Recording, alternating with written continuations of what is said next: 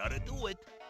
Are we really condemning this game just because it's a weird Mario spin-off, where the entire gameplay revolves around closing doors, and the cutscenes make Mario and Luigi look like off-brand cereal mascots? Or is it actually better than it looks? Now, what exactly is Hotel Mario? Well, for those of you who aren't ancient like me, Hotel Mario is a bizarre spin-off released in 1994 on the Philips CDI.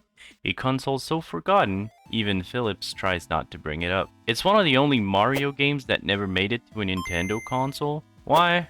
Well, because Nintendo basically told Philips, here's our most valuable IP, go nuts, we believe in you. But we'll save the Zelda disaster for another episode. Hotel Mario's story is exactly what you expect from a Mario game. Bowser kidnaps the princess and Mario has to rescue her by closing doors in a hotel? Wait, that can't be right. Yep, that's right. Every Koopalings now run their own hotel hellhole, and Princess Peach is lost somewhere in this cursed resort chain. Now that we've established what this game is about, it's time to find out if this game is a hidden Spud behind all the memes, or if it's just Lots of spaghetti. It's time for Spud or Dud, where we play the games the internet loves to rip apart and ask the big question, do they really deserve the hate? Because You know what they say, all toasters toast toast. the game opens with animated cutscene that looks like they were made in MS Paint during an earthquake. The jokes are cheesier than Mario's Nana's lasagna recipe, and I've seen ransom notes with better emotional delivery. And the voice acting was certainly a choice, but as ugly and cringy as these scenes are, I couldn't stop watching. They've got that so bad it's good energy. Like watching a bootleg cartoon your weird cousin swore was real. And that's exactly why people still meme these cutscenes to this day. Even Mark Groa?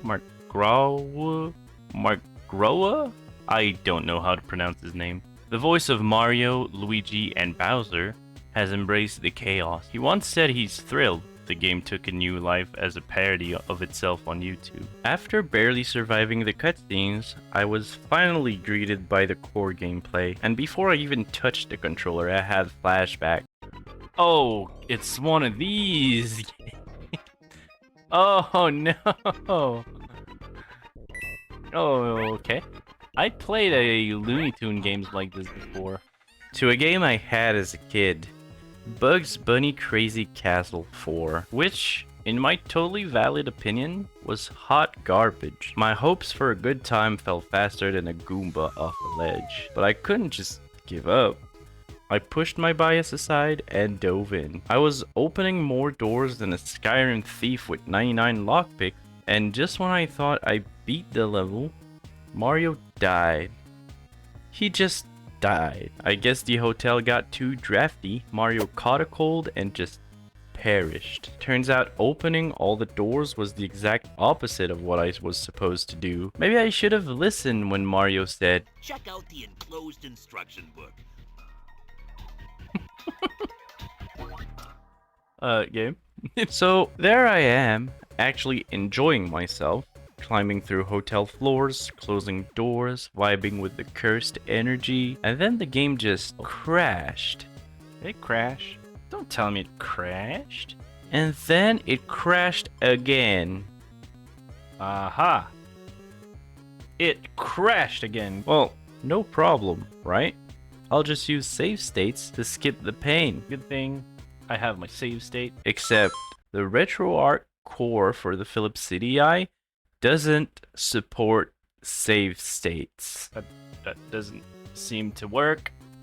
Okay. So now the question is, do I abandon Princess Peach to her fate in this hellhole? Does Bowser finally get some quality time with her in a $14 a night Koopaling suite? But I'm clearly insane, because after 2 hours of soul-crushing troubleshooting, I finally got the game running without crashing.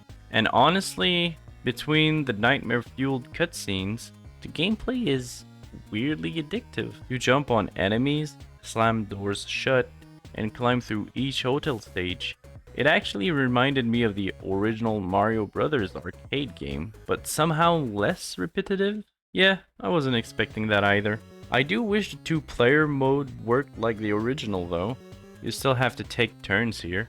No chaotic co-op chaos. Huge missed opportunity. And you think closing doors in 7 slightly different hotels would get old fast? But Hotel Mario does just enough to keep it fresh. Each hotel has its own weird little twist. One has flickering lights, another has slippery floors, and one even messes with the visibility entirely. There's also a surprising variety of enemies. Koopas, flying enemies, weird alarm clocks.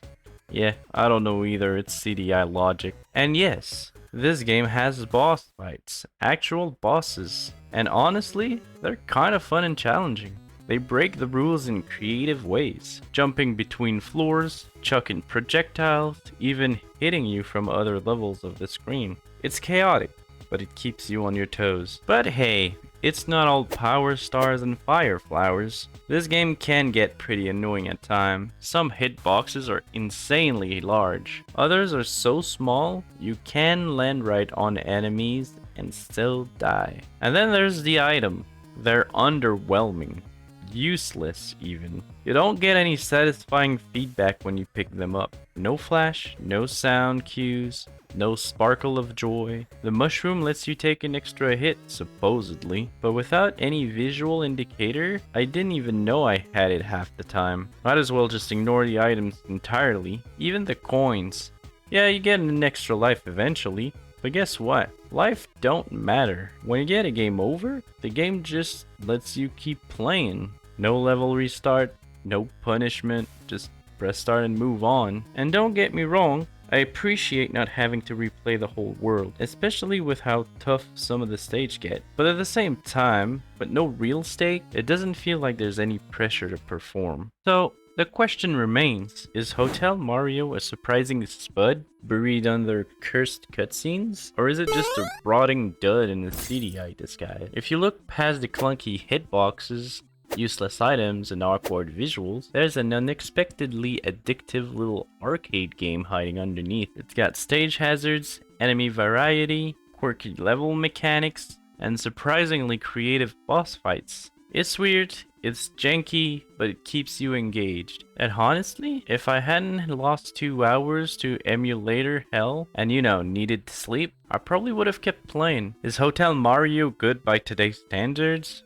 No, not really. But for a weird experimental arcade style game in 1994, it's got charm, chaos, and spaghetti. This one's a surprisingly lovable Spud, but let's be honest, it's a microwaved one. Got a weird, cursed, or just plain broken game you want me to suffer through? Drop it in the comments. I'm always taking painful suggestions. If you enjoyed this episode of Spud or Dud, hit that like and smash subscribe. It helps the series grow and feed the algorithm gods.